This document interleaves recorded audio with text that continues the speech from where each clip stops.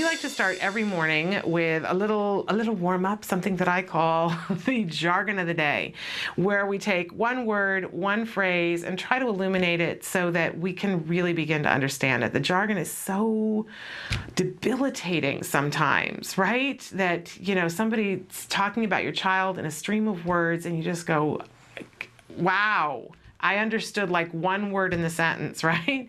So, and you could go and look up the words and it's hard to figure out what the definitions mean. We're taking one word, one phrase, one anagram at a time, because this is how we teach our kids, right? Take a little bit at a time, and over time you make great progress.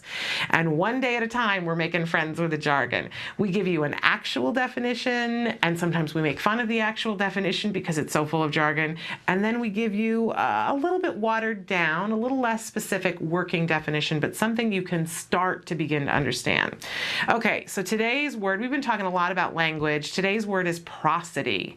And I thought that I understood what prosody meant in literature and that kind of thing, but I didn't understand what it meant in terms of teaching language.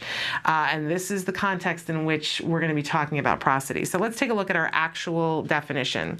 It's the use of intonation, and vocal stress to convey information about the structure and meaning of an utterance.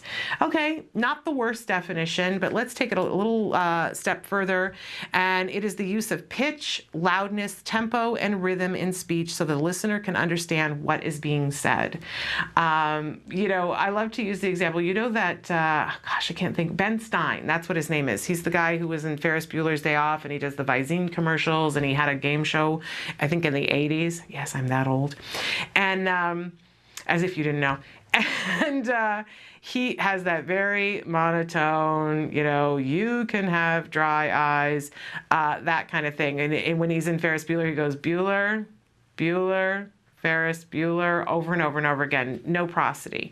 And sometimes there are comedians who use this to great effect, that they say something and it's total deadpan. There's, absolutely no expression whatsoever. They're saying, I'm so excited, right? There was that whole comedian who would say, it's a small world, but I wouldn't want to paint it. It was this whole shtick, no prosody.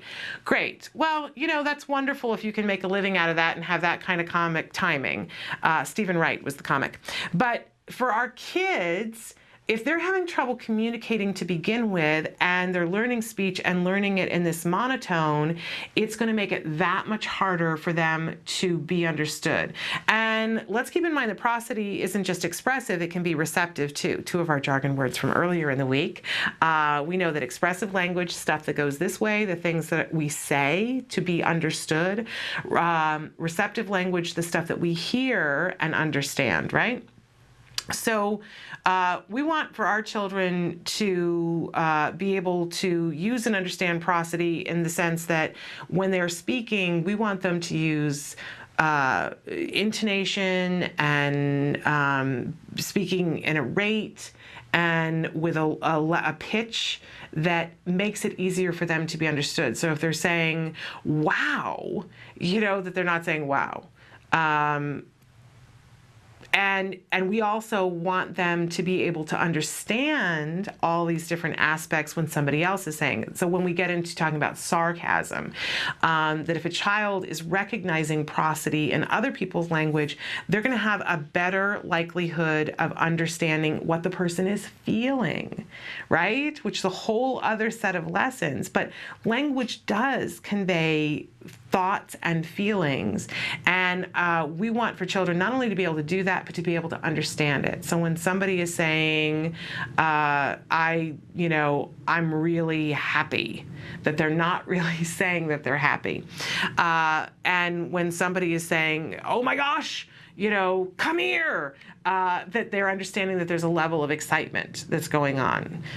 Really important. And Not all of our children have a problem with this. Some of our children just naturally pick up inflections and know to upward inflect at the end of a sentence if it's a question, so that people will understand that they are asking a question. But some of our kids have a hard time with this.